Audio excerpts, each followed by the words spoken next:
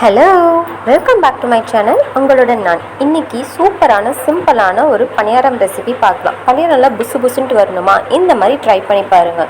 ஒரு சின்ன வடை சட்டியில் கொஞ்சமாக ஆயில் சேர்த்து கடுகு ஆட் பண்ணிக்கோங்க. கடுகு பொரிஞ்சதும் உடைச்ச உளுந்து கடலப்பருப்பு போட்டு நல்லா மிக்ஸ் பண்ணி விட்டுட்டு ஒரு மீடியம் சைஸ் பெரிய வெங்காயத்தை குட்டி குட்டியாக கட் பண்ணிவிட்டு கூடவே கொஞ்சம் கருவேப்பிலையும் குட்டி குட்டியாக கட் பண்ணிவிட்டு 2 வரமிளகாய் சின்ன சின்னதாக கட் பண்ணிவிட்டு உப்பு சேர்த்து நல்லா வணக்கி விட்டுக்கோங்க. லைட்டாக ப்ரௌனிஷ் ஆனதும் ஆஃப் பண்ணிவிட்டு நம்ம எடுத்து வச்சிருக்க மாவில் மிக்ஸ் பண்ணிக்கோங்க. நல்லா மிக்ஸ் பண்ணி விட்டுட்டு ஒரே ஒரு முட்டையை மட்டும் உடச்சி இதில் நல்லா மிக்ஸ் பண்ணி விட்டுக்கோங்க. அவ்வளோதாங்க. இப்போது பணியாரக்கல்ல லைட்டாக எண்ணெய் அப்ளை பண்ணிவிட்டு ஒவ்வொரு பணியார குழியிலையும் மாவு ஊற்றிட்டே வாங்க.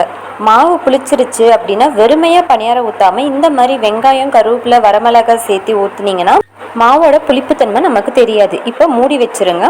மூடி வச்சதுக்கப்புறம் ஒரு 5 நிமிஷம் கழிச்சு ஓப்பன் பண்ணிங்கன்னா உங்களுக்கு அழகாக செண்டு மாதிரி இப்படி திருப்பி திருப்பி போடலாங்க.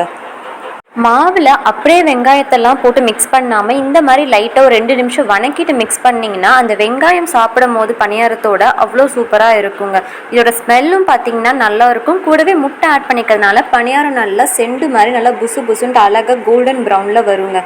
ஸோ இப்போ மறுபடியும் எண்ணெய் ஊற்றிட்டு மூடி வச்சுட்டு ஒரு 2 நிமிஷம் கழித்து ஓப்பன் பண்ணி பார்த்தீங்கன்னா இந்த மாதிரி பணியாரம் பாருங்கள் எவ்வளோ அழகாக கோல்டன் ப்ரௌனில் சூப்பராக இருக்கும்.